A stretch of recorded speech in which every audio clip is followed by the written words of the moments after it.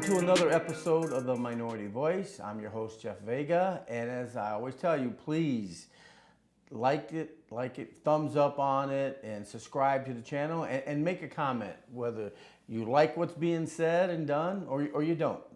We'll accept it all. And today, I've got a very special guest here from Detroit. Her name is Celeste Mentag? Yes, sir. That's okay. correct. Please Yes. don't say sir. That makes me feel low. Anyways, Celeste is here. She is a member of the Blexit, correct? Yes, Blexit, Michigan. Blexit, Michigan. And for those of you who don't know, she's going to be here to tell you what it's all about. So, but before we get into the Blexit, tell us a little bit about who is Celeste. Well, first of all, I am a wife. I always like to. Her husband's right over here. My husband is right here. Okay. And I'm a mother. I am a community activist. I am a freedom fighter. I love freedom, and whenever I feel that my rights are being trampled on by tyranny, I step up and I speak out, and that's about it about me. Okay. So that being said, let's as your family, your husband said that you were kind of like the black sheep of the family? Yes, I was the black sheep of the family. I always questioned everything. It really got on my mother's nerves because she was like, "Why are you asking so many questions?" I'm like, "Because I'm curious as a child, number one, and then I just really wanted to know how the world works, and I wanted the raw honesty of what happens in the world, even though I was too young to understand it at the time. Mm-hmm. But I just really wanted to know why. Why are things the way they are? Why do we live in the projects? I remember one time asking her, "Why do we live in the projects? Why do they call this the projects?" And it really made her irate because she didn't know. Okay. And she really hadn't thought about that. So she was just like, "Just be quiet, just be happy you have a roof over your head." So that shut down that conversation. I find it, it's interesting that I think that's something we're lacking today is, people asking questions, critical thinking, and we just accept things as they are. I grew up in Detroit, and you said you grew up in Cleveland, right? Columbus, Ohio. Columbus. Yep. And though yours is a college town, but yep. Someone you lived in the project, so it was an urban area like I did, and it seems like this is how it is. Right. My father was an auto worker. He was a Democrat, and it was just the way it is. And I, like yourself, I asked questions from them, and they didn't really have an answer for. And so I find that interesting that. Now we're not asking the questions anymore. We're just saying this is how it is, and I see you have a Trump Pence sticker on there. Yes, so I do. How does your family feel about that part aspect of it? They respect my political views, okay. And so I'm very blessed to have that we can have political discussions. My father, he's all right with it. I really don't have any problems with my family accepting my political views. Now, were you able to convert any of them over to your thinking? No. Okay. No, not at all. Okay. And I same thing with my family. I have my family. Majority of them are Democrats, and you can have these intellectual conversations.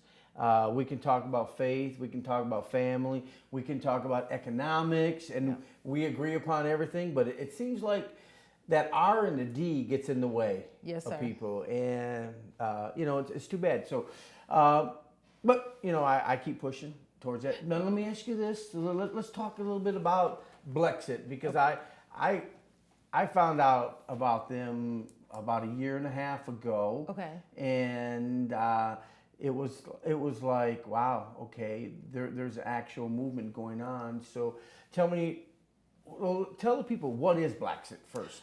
Well, Blexit is a grassroots organization. It is a 501c3 that seeks to uplift the Black community and to give resources to the Black community. In April, we recently had a masterclass where we talked about conflict resolution, and we believe that that's one of the issues within the Black community is not able to resolve conflict without egging onto violence. So that was one of the master classes that we did earlier this year, because you were asking me about, Right. the activities you were doing. So we did that, and we talked with some high school students about how they felt about what's happening in their community and what kind of issues that they faced that would make them want to, as the kids like to say, clap back, right? They want to clap back to their classmates. They want to clap back to their mothers and fathers. And so we talked about with them, what are some ways that you can, resolve this without sounding snarky, sarcastic. And sometimes I even told the students, sometimes you just gotta let it go. Sometimes you just gotta let it go. And if you really feel that compelled to say something, give it a day or two. Give it a day or two, because you don't want to unnecessarily lose friends or family members. You know what? I tell people that all the time. People call me up and we get to talking, and it's like I tell them, let it go. Yeah. Let it go. You do not have to fight every battle. Right. Some you just let it work itself out. Right. And it's like our parents used to always say, choose your battles. Yeah. And so that is still true today. Even though we live in the information age, that's still true today. Pick your battles. You don't have to fight. You can fight another day. So you said Blexit's all about teaching economics. Yep. What were the other ones? We also advocate for criminal justice reform. Okay. No, you know what? Go ahead.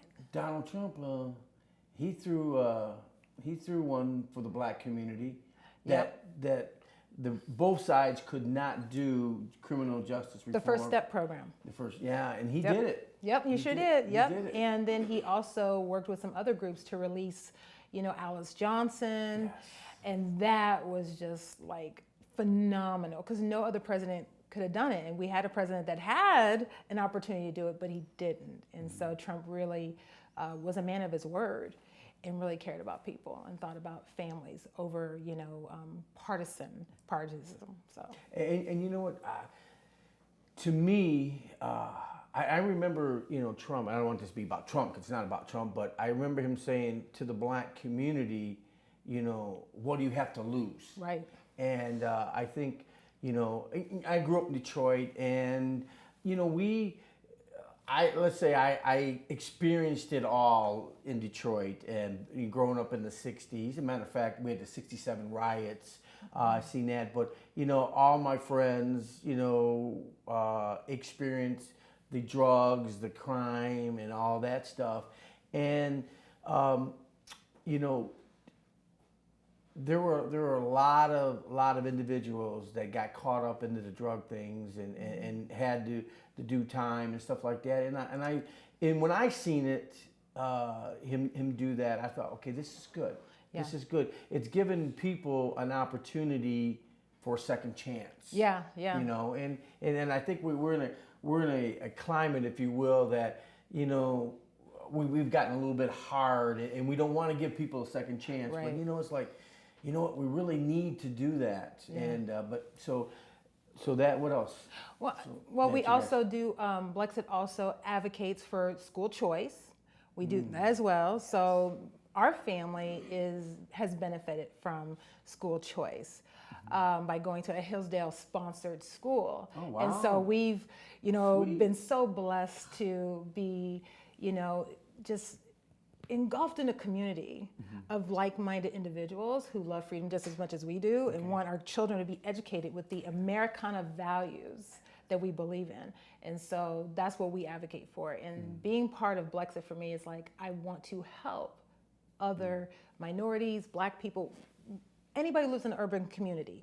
You do have a choice. There are choices, but we have to work together in order to make sure that our voices are heard, and in order for you, not just young people, but their parents, in order to have the power to say, you know what, we want to advocate for our own children's school choice, and so we want to be able to help people do that. Yeah, I think that is one of the biggest misjustice that in the urban areas, because I grew up in Detroit, and I will tell you, my education sucked. Okay, and they pushed me through. Not that I wasn't an unwilling subject, because I was willing to be just pushed through the system just to get me out of it. But I think a lot of the urban kids miss out on the basic tenets of being a productive citizen. Right. Is if you don't have that educational foundation, it just causes problems all the way up. And I'm glad that you guys advocate that school of choice, because I think that is important. That empowers kids and parents too. So why don't, before we forget, give your contact information to everybody, and then I'm going to find out what your title is. Okay. Well, my information, you can, if anybody wants to reach me, I'm on Facebook. You can reach me on Messenger on Facebook, Celeste Mentag, that is CelesteMentag, and then my email address is CelesteTelin6@iCloud.com. Okay. Now, Dave, make sure you get that on the bottom of the scroll. Just bust it out for me. Made my life easy. Thank you. Okay, awesome. So now, what's your title? My title is the Director of Outreach and Partnerships. That is my title. So I'm to go out and to pretty much, just tell everybody what Blexit is about. Let everybody know what this great organization is all about. And so that's what I do. I go to different events and talk to different leaders in different groups, patriot groups, and I just tell them, hey, this is what we're pretty much have the same goal, right? We have the same vision. We want to reach the same goal. We want to help you accomplish that. Can you help us as well? And that's what I'm here to do. Okay, awesome. So now, how has I should say, let me back that up. During the election last cycle, I know you were advocating for Trump. How did the community receive that? About Trump or? Yeah, about Trump. Yeah. Yeah, about Trump.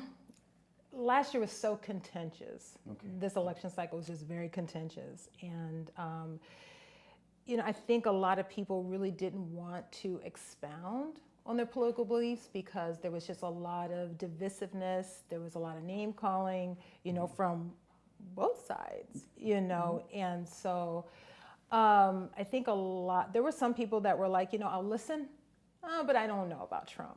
But now that we have this administration now they're kind of taking, looking back in hindsight and saying, maybe we didn't make such a great choice.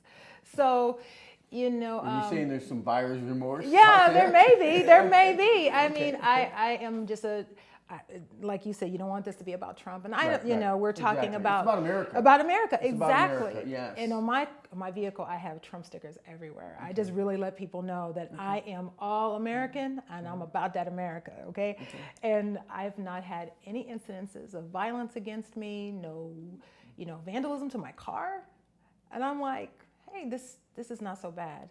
Who is fueling this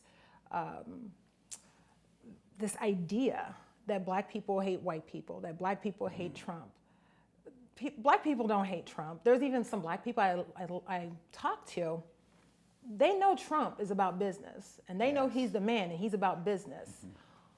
But there's this underlying, how can I say, stigma within the black community that if they speak up, then they're going to be, pushed aside. They're going to be the black sheep, and that's a lot of people. Uncle Tom. Right, be called the Uncle Tom, and a lot of people are not able to handle that, because unfortunately, a lot of blacks in the community, they live within their family home. Yes. So they're with mom, they're with dad, they're with grandma, so they have to keep it kind of to themselves. And so that's where we come in and say, you're not alone.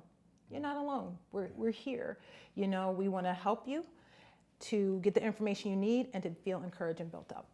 Awesome. You know what, you mentioned about the hatred, and that I would tell you, it is actually what it got me to start this podcast, because I see the the political machine has did a fantastic job of creating division. I'll say division between the whites and the blacks.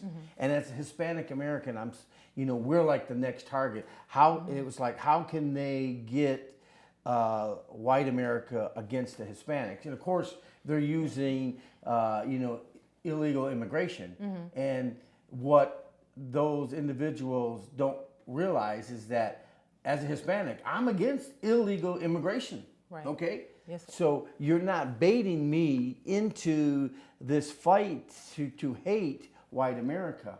And I think for the most part, the Hispanic community, we're not buying into it. But, that's what they want to do. If they can keep us fighting, Oh, yeah. they'll always be in control. Oh yeah, And so- definitely, because the Hispanic community is a very strong knit family community. Yes. You guys have very strong family ties, and what I see, what they've done with the Black community, so what they want to do with your community is to take the father out of the home, just like they did with our community. They want to break up those bonds and just leave children and mothers in the flux, and to make the government the husband, the father. And I see them trying to do that with your people as well. Yeah, well, Celeste, it's been a pleasure talking to you, and I'd love to have you back on, and we can talk about some events that you're going to be having. Do you have anything on tap right now? We do. We have. We're going to be collaborating with the Michigan Leadership Group. Is called the Telegraph Cruise, and it's kind of like the Dream Cruise, but on Telegraph Road. And everybody bring out their hot rod cars, and that's going to be at the end of this month. I think it's going to be in July the 26th. I want to say. Don't quote me on that. Look at my Facebook page. I will definitely have it on there. So. Awesome. Well, thank you again for coming out, and Thank you. I'm sure I will be out there with some events with you, and Yes. definitely want to collaborate with you on Thank something you. in the future for our communities. But folks, it's been a pleasure, and always remember Joshua 24:15.